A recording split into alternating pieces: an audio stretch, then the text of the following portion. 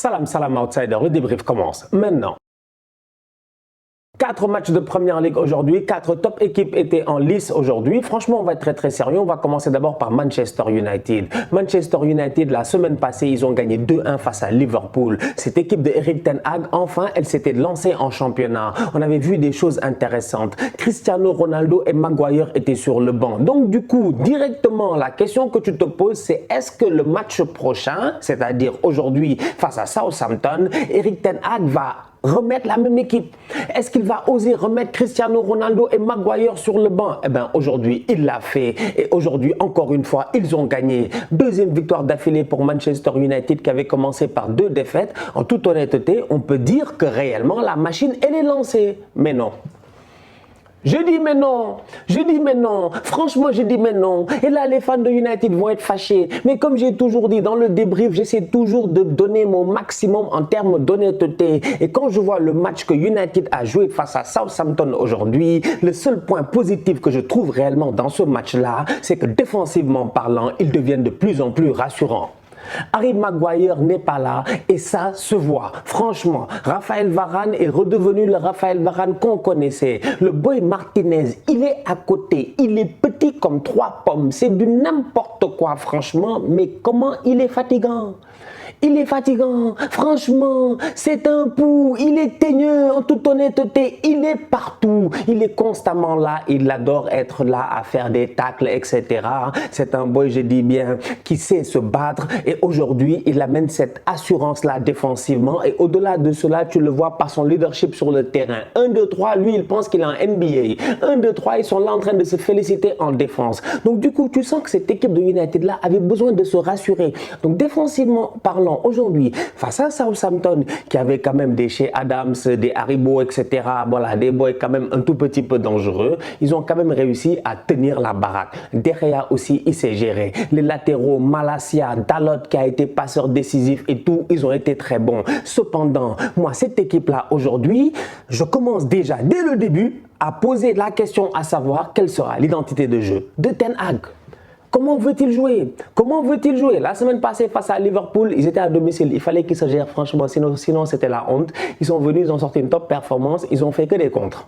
Ils ont fait que des contres. Et ça a très bien marché. Aujourd'hui, ils ont claqué un but, si tu regardes bien. Certes, dans la construction, tu vois qu'il y a quelque chose. Ça, je n'en disconviens pas. Hein. Franchement, il n'y a aucun problème. Cependant, le football est encore un football qui est basé sur de la vitesse, de la percussion, un jeu direct. Et donc, du coup, j'ai envie de dire un tout petit peu des contres. Donc, du coup, je me dis que cette équipe de United là, finalement, sachant que Ten Hag avait cette philosophie de jeu de poser le ballon, de garder la possession, eh bien, comment est-ce qu'elle va faire pour s'améliorer avec le temps? Au milieu de terrain, face à Southampton, McTominay, il fait un bon match. Eriksen, il est là, il a énormément de volume de jeu. Mais là encore, ça reste Southampton. C'est-à-dire que je me dis, la dernière fois, Liverpool, leur milieu est très faible. J'attends que United tombe sur un milieu de terrain un peu plus solide, un level un peu plus élevé. Mais là, pour le moment, tu me diras, Casemiro est arrivé. Et ça leur fera du bien. Donc franchement, aujourd'hui, dans cette victoire face à Southampton, je me concentre sur cet aspect mental, cet aspect défensif, cette volonté-là d'être allé chercher un clean sheet et d'avoir été solide. Mais dans le jeu, je ne suis pas satisfait. Je suis désolé. Je ne suis pas satisfait. Ils ont marqué un beau but, il n'y a rien à dire. Le jeu, le décalage, Dalot, Bruno Fernandes, tout ça, on est d'accord. Mais quand Manchester United a marqué, jusqu'à la fin du match, ils ont eu combien de tirs? Pendant près de 20 minutes, à Southampton, ils ont le ballon près de 71% de possession de balle. United, ils ont claqué un but, ils ont baissé l'intensité, c'était fini, c'était terminé. Il fallait tenir.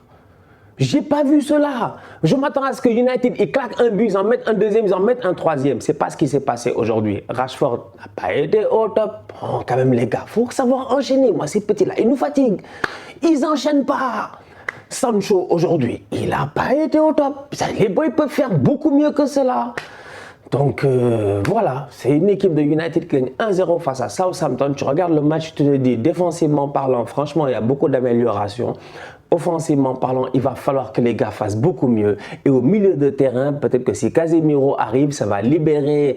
Je sais pas, il y a quelque chose qui peut se faire, mais je m'attends à mieux. C'est pas normal. Aujourd'hui, face à Southampton, la deuxième mi-temps là, elle est décevante. Franchement, pour moi, elle est décevante.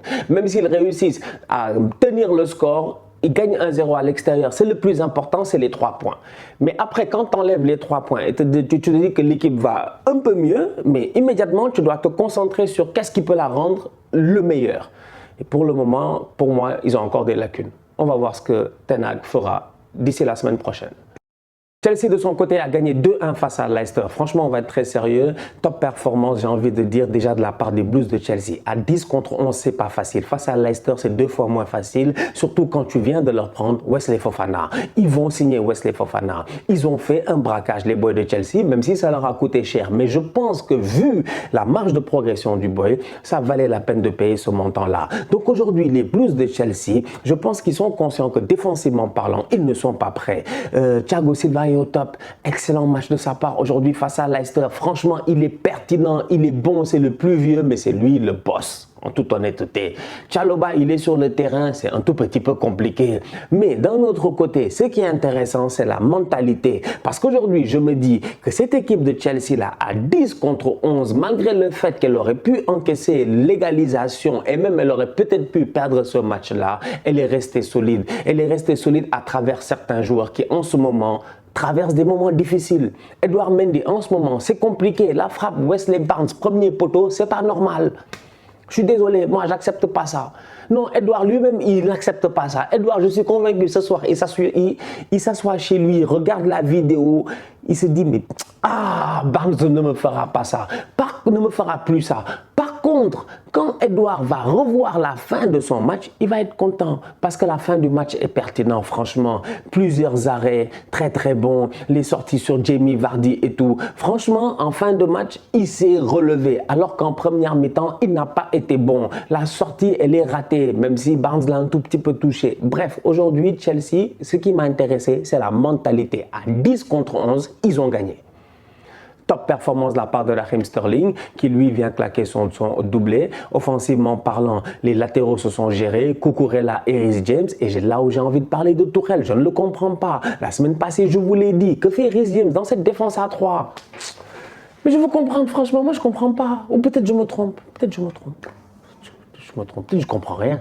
Non, je veux comprendre, je veux comprendre. Moi, je vois Chalobah, Thiago Silva, Reece James. Loftus-Cheek. À la mi-temps, Azpilicueta, Loftus-Cheek. Reece James. Aspi est rentré. Ils ont marqué. J'ai dit Reece James doit jouer en haut. Laissez-le franchement sur le côté, faire son piston, monter quand il veut. En tout cas, top performance de la part des Blues de Chelsea aujourd'hui. Sincèrement, à mon humble avis, à part le milieu de terrain qui est jusqu'à présent faible, vivement le retour de N'Golo Kanté, ça va, ça va. Le boy Gallagher, là, c'est compliqué pour lui. Ça fait 2 matchs d'affilée. On le regarde et on voit que c'est difficile. On va bientôt le renvoyer à Crystal Palace, il ne va rien comprendre. Bobby Firmino a sûrement regardé le débrief la semaine passée. Franchement, à un moment donné, je crois que les boys regardent les débriefs. C'est pas possible que je sois là. À chaque fois que je tape sur un gars, le gars devient fort. Quand je parle de lui le week-end prochain, tu sens que le gars, il sort une masterclass. Je te jure, les gars, ils regardent les débriefs. Je comprends pas. Dans ma tête, je dis bien, c'est des explosions. Parce que Firmino, le match qu'il a fait aujourd'hui, c'est une masterclass. C'est ça qu'on appelle masterclass. Franchement, c'est ça qu'on appelle masterclass. Il n'y a rien de plus compliqué que cela. En fait, il a fait une top performance. Il est venu, il nous a tous bluffés. La semaine passée, je suis venu et j'ai dit mot pour mot, Bobby, je ne peux pas le traiter de tocard. Ça me fait mal de le dire, franchement, mais Bobby est devenu un tocard. Aujourd'hui, le week-end d'après, résurrection de Firmino, il est redevenu la superstar qu'il a toujours été. Je vous l'ai dit, c'est un de mes joueurs préférés. Je kiffe ce gars-là. Moi, il y a des gars que je kiffe. Les Firmino, les Thomas Müller, c'est des gars qui sont différents dans leur manière de jouer. C'est-à-dire que ces mecs-là sont capables aujourd'hui de créer et de finir. Et Firmino l'a montré aujourd'hui, franchement. Il a été sensationnel en termes de passes décisives. Au-delà de ça, il a réussi à claquer ses buts. Plein d'altruisme, toujours bien positionné, très intelligent. Bravo à Bobby. Bobby n'est plus un tocard. Bobby, je m'excuse, c'était moi le tocard. Victoire 9-0 des Reds de Liverpool après la défaite face à Manchester United. Et quand tu regardes le match qu'ils ont fait aujourd'hui, ces Reds de Liverpool-là, j'ai d'abord envie de plébisciter cette jeunesse-là. C'est passé à travers un Harvey Elliott qui a été beaucoup plus à l'aise sur le terrain, associé avec Fabinho. La semaine passée, on en a parlé dans le débrief face à Manchester United. On se posait la question à savoir pourquoi est-ce que Fabinho n'était pas sur le terrain. Et aujourd'hui, Fabinho est de retour sur le terrain. Cette stabilité-là se crée au milieu. Et franchement, Liverpool, ils ont été en contrôle contrôle du début à la fin. Van Dijk a claqué son but. Tous les jeunes là, ils ont claqué leur but. Tout le monde a marqué. Sauf Mohamed Salah. Qu'est-ce pas ça? C'est la question qu'on se pose. Pourquoi Salah n'a pas marqué? C'est pas possible. Salah a... Ils ont mis 8 buts, 9 buts, 20 buts, je ne sais même plus. 9-0, Salah n'a pas marqué. Salah, qu'est-ce qui se passe? Mais c'est pas normal. Non, franchement, tout ça, c'est l'anomalie du week-end. Comment Liverpool met 9 buts, Salah a 0 but, 0 passe décisive. Il y a des gars aujourd'hui en Fantasy Premier League, ils ont failli devenir fous. Franchement, moi je joue pas, mais je suis sûr qu'il y en a, ils ont failli devenir fous. Liverpool a mis 9 buts, Salah n'a pas marqué. C'est pas normal. Bref, c'est des choses qui arrivent. Ça ne change en rien sur le fait que collectivement parlant, cette équipe des Reds là se relance et je pense que ça leur fera du bien. Manchester City l'emporte 4-2 face à Crystal Palace à domicile. Ils étaient menés 2-0 par les boys de Patrick Vieira. Dès le début du match, ils ont été surpris, il n'y a pas de problème, ils étaient menés 2-0. Ce qui est intéressant avec cette équipe de City-là, et je le répète encore une fois, comme on est là et qu'on regarde chaque week-end et qu'on voit l'évolution des équipes à chaque week-end, eh ben, je peux vous dire que la semaine passée, je vous avais dit qu'ils sont forts mentalement, que malgré le fait qu'ils soient bousculés, voilà une équipe qui n'abdique jamais, qui est capable de toujours revenir. La semaine passée, ils sont menés de 2 buts par Newcastle dans un match très compliqué face à une excellente équipe de Newcastle. Ils ont fait 3-3. Aujourd'hui, ils sont menés 2-0 à domicile face à Manchester City. Ils gagnent 4-2. Qui s'est réveillé? Haaland. Haaland. Je l'ai dit cette semaine dans le débrief Barça-Manchester City dans le match caricatif que Haaland il est méchant. Haaland n'est pas gentil, il n'a pas votre temps. Haaland, match caricatif, il est parti là-bas simuler. Il avait envie, je dis bien, de ne pas perdre ce match-là. Haaland n'a pas de gentillesse ni de rien du tout en lui. Il n'est pas dans le fair play, il est là pour play. Et comme il est là pour jouer, il est là pour gagner. Et je vous dis en toute honnêteté, je le répète encore une fois, que Haaland peut être la chose qui va faire la différence pour permettre à cette équipe de City-là de soulever à un moment donné une Ligue des Champions avec Guardiola. Parce qu'aujourd'hui à Manchester City, franchement, tu es mené au score. C'est compliqué. Je m'en fous de l'adversaire. Ce qui m'intéresse en tant que tel, c'est ta capacité à pouvoir te réveiller, à te réveiller très très rapidement. Ta capacité, je dis bien, à pouvoir surprendre ton adversaire dans différents types de combinaisons de jeu. Ta capacité, je dis bien, à pouvoir aujourd'hui quand même avoir des individualités qui peuvent créer la différence à tout moment. Et c'est ça la force de Manchester City. Phil Foden, il est sur le terrain, il est énormément critiqué en ce début de saison, tout comme Bukayo Saka, tout comme Sancho, tout comme plein de jeunes anglais qui en ce moment ne se gèrent pas trop, mais cependant Phil Foden aujourd'hui quand même franchement le contrôle pied gauche, frappe pied droit, centre pied droit pour Haaland, mais il est magnifique. C'est des petits détails comme ça, tu te dis waouh, la précision, la vitesse, la prise d'information. Les boys sont très très intelligents. Bernardo Silva, Pep a été clair cette semaine, il a dit il part pas. Il sait pourquoi Bernardo ne partira pas. Ils font tout pour garder Bernardo. Ils ont même proposé à Bernardo apparemment le même salaire que Kevin De Bruyne pour qu'il soit le joueur le mieux payé de l'effectif. Parce que Bernardo, il est fort. Il est très très fort. Franchement, il est très très fort. C'est que Guardiola n'a que des top players. Je vous l'ai dit ici, pendant des années et des années, il ne lui manquait qu'une seule chose, un attaquant. Mais comme lui, il est têtu et qu'enfin, il a compris qu'il avait besoin d'un attaquant, je sens que ça peut marcher. On va voir ce que ça va donner au courant de la saison. Mais Haaland, aujourd'hui, le match qu'il nous a fait, un match de bandit, il est là, il traîne, il marque.